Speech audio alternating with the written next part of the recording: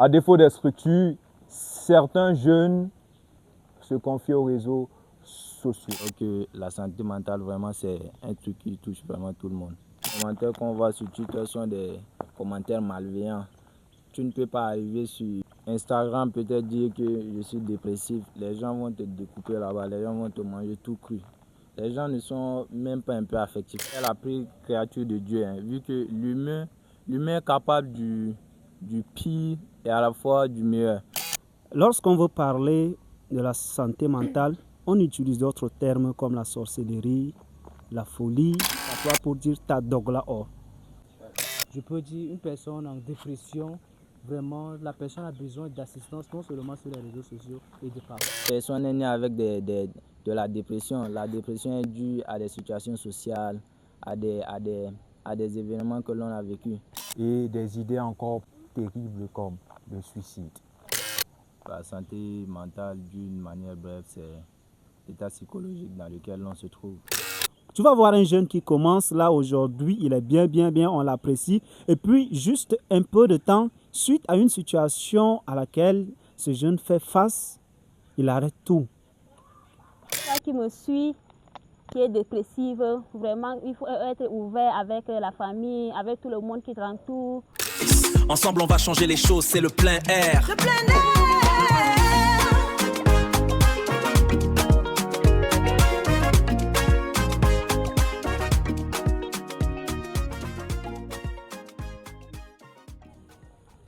Bonjour à tous, je suis Ala Tessem Ephraim, artiste musicien et étudiant en faculté des sciences juridiques et politiques à l'université de Yaoundé 2. Je suis ravi de vous retrouver pour ce second épisode. Nous allons parler aujourd'hui d'un sujet qui est très souvent mis en silence mais qui nous concerne tous, la santé mentale. Dans nos familles, on nous apprend à être fort, à sourire et à avancer coûte que coûte. Mais dans la tête, ça coince. Le stress, l'anxiété, la pression des études, de la famille et de l'avenir. On en parle ou on fait comme si ça n'existait pas.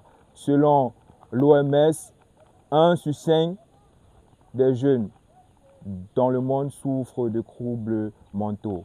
Alors aujourd'hui, nous avons décidé de prêter nos voix pour mettre en exergue ce sujet. Ainsi, ce qu'on fera, c'est parler vrai, partir de nos vécus et du vécu de notre entourage. Ensuite, nous chercherons des solutions pour pouvoir pallier à ce problème. Nous avons choisi pour thème la santé mentale. Tabou ou réalité à prendre au sérieux.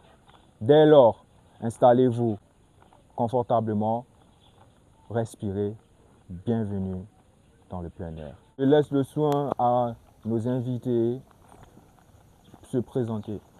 Je suis Mbayondo Mbayoa, étudiant en sciences économiques et de gestion à l'université de Yaoundé 2. Moi, c'est Maker Nadi, étudiant à la faculté de sciences juridiques et politiques à l'université de Yaoundé 2 soir. Je réponds au nom de Biodé Dendobi Marie-Hélène. Je suis en faculté des sciences juridiques et politiques à l'université de Yaoundé 2 soir. Je réponds au nom de Ndjekadon Baitel Ngon Octave, connu sous le nom de Taf Baitel, étudiant à l'université de Yaoundé 2. Avant de parler de tabou ou de solutions, commençons par l'essentiel. Qu'est-ce que vous entendez par santé mentale? Pour moi, la santé mentale, c'est l'état du bien-être qui nous permet de gérer les défis que la vie nous donne et également de contribuer au bien-être de notre communauté. Pour ne pas le répéter, la santé mentale, d'une manière brève, c'est l'état psychologique dans lequel l'on se trouve. Merci de me donner la parole. La santé mentale pour moi est l'ensemble bien-être qui enveloppe notre manière de penser, de vivre en communauté, de gérer nos émotions. La santé mentale pour moi, c'est simplement l'état d'esprit, comment on pense, comment on gère nos difficultés, ou disons encore comment on se sent. Ainsi, la santé mentale, pour nous, ce n'est pas juste une absence de maladie, c'est un ressenti de bien-être, pouvoir parler librement, ne pas se sentir submergé. Comment est-ce qu'elle est appréhendée dans nos familles? Est-ce qu'on parle d'anxiété? Est-ce qu'on parle de folie? Est-ce qu'on parle de stress? Est-ce qu'on parle de maladies spirituelles? Est-ce qu'on parle d'imagination? Généralement en Afrique et particulièrement dans nos familles, la santé mentale, c'est pas un truc dont on parle plus souvent. Du coup, quand quelqu'un est peut-être dépressif, on dit que non, la personne est juste, comment dire, la personne est peut-être capricieuse. La personne est capricieuse, la personne n'est pas ouverte aux autres et tout. Alors que la santé mentale, vraiment, c'est un truc qui touche vraiment tout le monde. Bien, pour ne pas répéter ce qu'il a dit, bon, généralement en Afrique, la santé mentale est trop négligée et reste un tabou jusqu'à présent. Malgré l'évolution, bon, chez moi, je dis ça, lorsqu'on veut parler de la santé mentale, on utilise d'autres termes comme la sorcellerie, la folie, ou encore, il y a un terme qu'on utilise en français, je dis ça, il est 10-1. On utilise le terme en notre patois pour dire ta dogla or. Chez nous, en Afrique, on parle très peu de santé mentale. Et même lorsqu'on parle, c'est avec des langages détournés. Dès lors, pourquoi est-ce que c'est si tabou ici chez nous en Afrique? La santé mentale en Afrique est considérée comme un tabou par peur, par vulnérabilité. Bon, il y a plusieurs exemples qu'on pouvait donner, comme qu'elle vient de parler de la peur.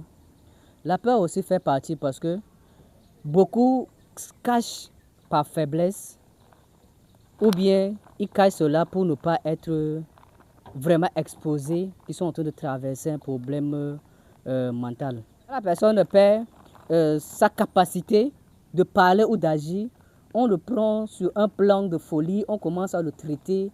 Vraiment, voilà un peu l'idée ici en Afrique. Et de sur quoi, sur les côtés religieux, c'est là où c'est encore un peu vraiment dangereux. Parce que le silence, c'est ce que beaucoup adoptent pour s'en sortir de cette situation. Et pour finir, je peux aussi dire que dans un cadre familial, ça se passe aussi. Beaucoup n'en parlent pas, ils préfèrent cacher cette maladie. 3 grandes raisons. La religion qui médicalise cette situation au spirituel, à la sorcellerie, la peur du regard d'autrui et la culture du silence. Cette santé mentale, elle n'est pas anodine du tout. Elle a des conséquences concrètes. Vous, chers invités, quels sont des exemples de conséquences de la santé mentale, entre guillemets, de la dépression autour de vous? Les conséquences peuvent être positives tout comme négatives. Quand on parle de santé mentale, une personne en bonne santé mentale on remarque dans son attitude, dans ce qu'elle produit, que la personne envoie du positif. Maintenant, une personne malade mentalement, dépressive, tout ce qu'elle va faire, on va voir à la fin que ça ne reflète pas son plein potentiel. Et parfois, ça débouche sur des tentatives ou même des suicides. Ça débouche sur des addictions et tout. Prenons le cas des addictions. Une personne n'est née avec de la dépression. La dépression est due à des situations sociales, à des événements que l'on a vécus. Maintenant, une personne dépressive, elle connaît ce qu'elle vivait avant. Quand elle est dans la dépression, elle se dit que non, je ne vivais pas comme ça avant. Et pour retrouver la flamme que j'avais, pour retrouver cette joie de vivre, il me fait toucher un peu à ça pour retrouver tout cela. Maintenant, la personne se lance peut-être dans les stupéfiants. Elle touche un peu de drogue, un peu de drogue par là, un peu d'alcool et tout. Maintenant, la personne devient addictive. Et là, tant que la personne n'a pas l'accompagnement qu'il faut, tant que la personne ne se guérit pas comme il faut de cette dépression, la drogue, l'addiction devient sa réalité. Donc elle se dit que sans cette substance en plus, je ne peux pas vivre comme, je ne peux pas être heureuse en fait. La personne se dit ça. Du coup, c'est de là que naît l'addiction. La personne se dit que maintenant il me faut la drogue, il me faut ma dose quotidienne, il me faut ma dose. Le plus souvent c'est comme ça qu'on dit, il me faut ma dose pour être heureux. Et parfois la personne voit que je continue sur ce chemin, mais il n'y a pas un réel changement. Du coup, le mieux à faire c'est de quoi? Je mets fin à mes jours. La santé mentale, c'est l'état de bien-être de l'esprit. Des fois, ça marche dans les émotions, la pensée, stress et confiance en soi. Dans des brises d'études, on peut aussi énumérer le stress des examens. Parfois, arrivé près de l'examen, si l'étudiant ou bien n'est pas fort dans la préparation, vraiment, il peut faire la dépression au moment de l'examen. On peut aussi énumérer sur les pressions des résultats. Comme beaucoup on le sait ici, quand les résultats sont retardés ou quelque chose, vraiment, l'étudiant n'est pas tranquille. Il n'est pas tranquille. Et vraiment, ça joue aussi vraiment mentalement sur la tête ou bien ça joue aussi, voilà, comme on peut le dire, les harcèlements scolaires. Beaucoup plus c'est ce qu'on traverse. On peut aussi énumérer, sans avoir peur, on peut aussi énumérer les harcèlements entre les enseignants, les étudiants et autres. Beaucoup de jeunes filles sont aussi harcelées, sans oublier cet facteur. Nous pouvons aussi énumérer, parce que ça joue aussi mentalement sur la tête et à l'avenir aussi de l'étudiant. On peut aussi énumérer les manques de confiance en soi, pour m'arrêter là. Le manque de confiance en soi peut aussi porter à la mentale, à la maladie. Ça peut aussi porter une personne à la perdition. Pour parler des conséquences concrètes, surtout négatives de la santé mentale, comme les autres ont dit, moi je vais surtout pointer du doigt des gens qui ont perdu complètement leur talent juste à cause de ça. Nous pouvons voir plein de gens que je peux citer, entre autres Adriano, que nous connaissons son histoire. Un grand joueur qui a perdu complètement son talent suite au décès de son père. Cela a affecté complètement son mental. Il n'a pas pu continuer à poursuivre sa carrière dans le football. Aujourd'hui, je dis qu'il y a également plein de jeunes ou encore des personnes qui subissent ou encore qui souffrent de cela, j'allais dire, dans les coulisses. Des jeunes talentueux, des jeunes qui savent chanter, des jeunes qui savent jouer au football, des jeunes qui ont l'art de monter sur les scènes, au fait, dans le cinéma, tout ça. Mais lorsque ces jeunes essayent d'entrer dans ce monde, encore, ils essayent d'aller encore plus loin pour voir qu'est-ce qui se passe ou encore faire valoir leur talent. Ils découvrent certaines choses qui affectent complètement leur mental et cela outrage complètement, comment je vais dire, la délicatesse de continuer à embrasser cette carrière. Et ces jeunes s'étouffent comme ça et ces talents se perdent. Tu vas voir un jeune qui commence là aujourd'hui, il est bien, on l'apprécie. Et puis, juste un peu de temps, suite à une situation à laquelle ce jeune fait face, il arrête tout.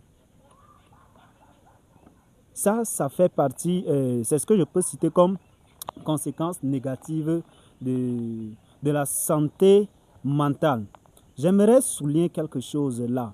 Lorsqu'on parle de la santé mentale, surtout en Afrique, c'est comme si c'est installé comme de logiciels dans un ordinateur où les gens comprennent directement comme des personnes qui sont atteintes par la folie, les gens qui sont ensorcelés, envoûtés, tout ça. Mais ce n'est pas ça. Juste comme les autres ont dit, la dépression, l'anxiété, juste cette peur de danger. Des petites choses qui affectent notre mental et nous n'arrivons pas à faire ce que nous nous sommes fixés comme objectif, que nous puissions retenir que ce n'est pas seulement ces personnes-là qui sont malades, qui sont folles, ces personnes-là qui sont envoûtées, ces personnes-là qui sont en sorcellerie. Non, loin de là. Alors, à défaut des structures, certains jeunes se confient aux réseaux sociaux. Pour vous, les réseaux sociaux, ça aide ou au concret, ça aggrave encore la situation? Je pense que les réseaux sociaux en soi ne sont pas une solution, vu que, comme on le dit souvent, les réseaux sociaux sont un terrain de prédateurs. Prenons par exemple Twitter. 80% des commentaires qu'on voit sur Twitter sont des commentaires malveillants. Tu ne peux pas arriver sur Instagram, peut-être dire que je suis dépressif. Les gens vont te découper là-bas, les gens vont te manger tout cru. Les gens ne sont même pas un peu affectifs là-bas. Moi, je pense que les réseaux sociaux ne sont pas vraiment une solution. Et du point de vue des contenus qu'on peut trouver sur TikTok, par exemple, les réels qu'on trouve sur Facebook et Instagram et autres, je ne pense pas que les contenus qu'on voit là-bas en soi ne sont pas... Je crois que tout dépend de l'appréhension de chacun. Deux personnes dans la même situation, l'autre peut voir ça en problématique, l'autre peut voir ça... Par exemple, une personne qui vit une situation, une dépression amoureuse, deux personnes, prenons le cas de deux personnes.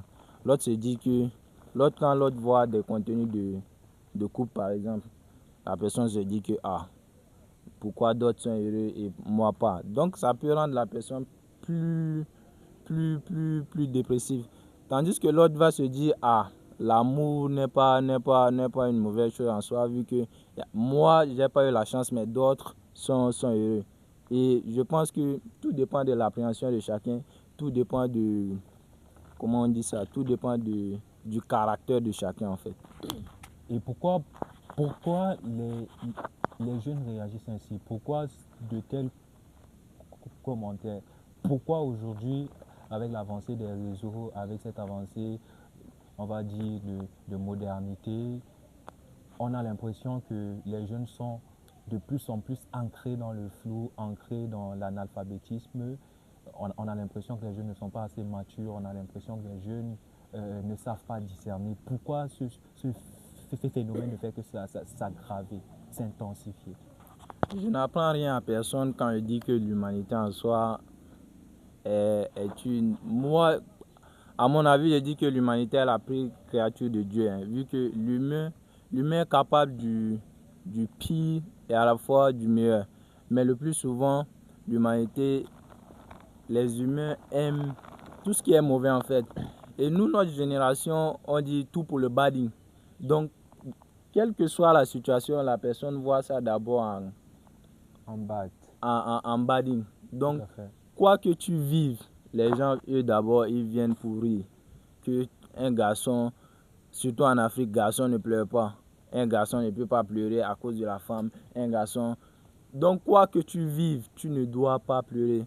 Et tu viens te mettre à nu devant tout le monde, que je souffre, qu'une situation me perturbe et tout.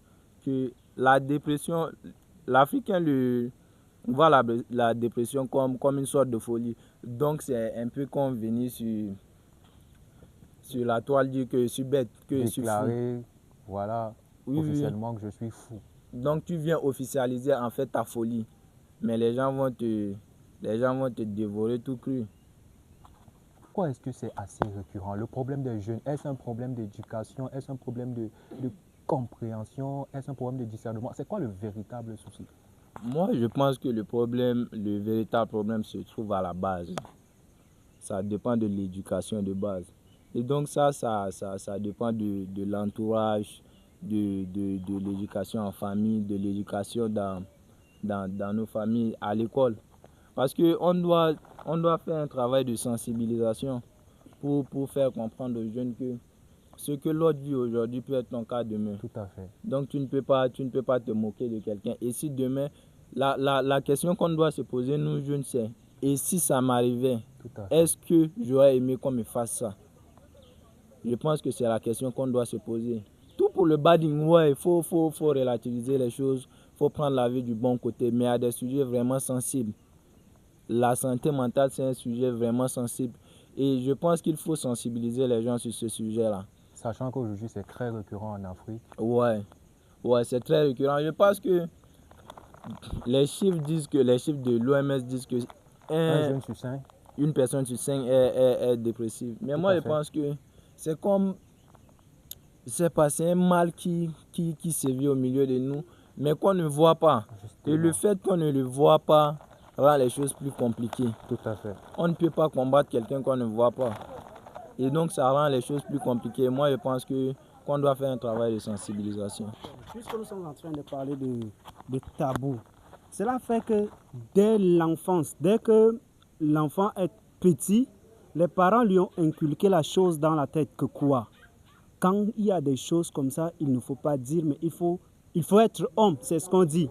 Il faut être garçon au point où tu vas gérer ça seul. Et les gens ont grandi avec. Et lorsque toi qui exposes cette situation de dépression, c'est automatiquement là, hein, c'est déjà calé dans leur tête. Ils vont réagir. Non, mais tu n'es pas un homme, ça. En fait, ils ne vont pas te venir en aide, mais ils vont commencer à envoyer des commentaires qui vont vraiment encore, je ne sais pas, mais ça va encore te faire très très mal.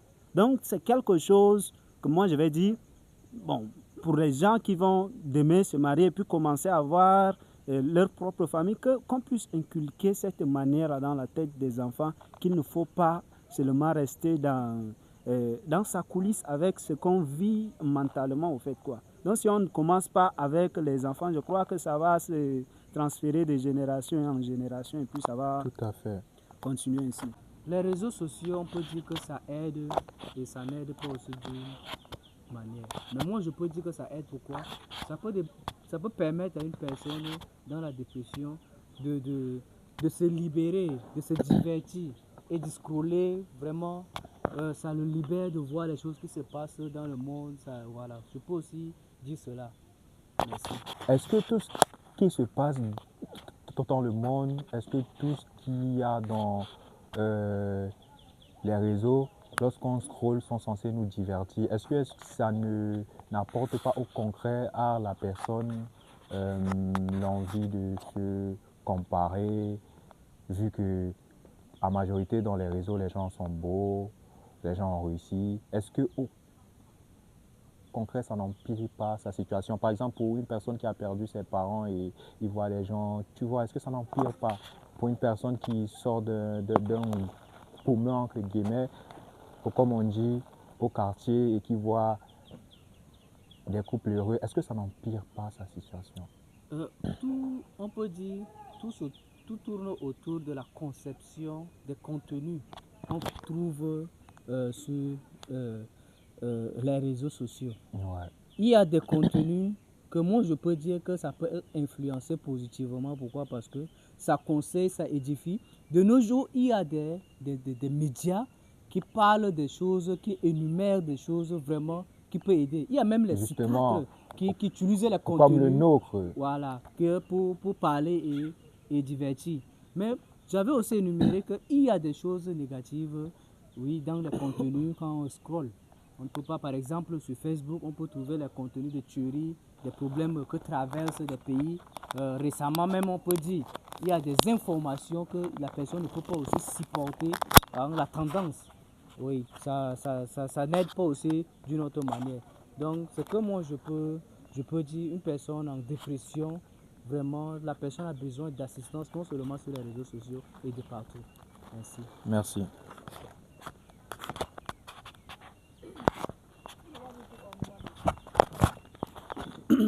Eh bien, à cette question, moi, je dis que les réseaux sociaux apportent de l'aide plus ou moins à ces personnes qui souffrent mentalement. Comme il vient de dire, il dit que ça aide. Mais moi, je dis,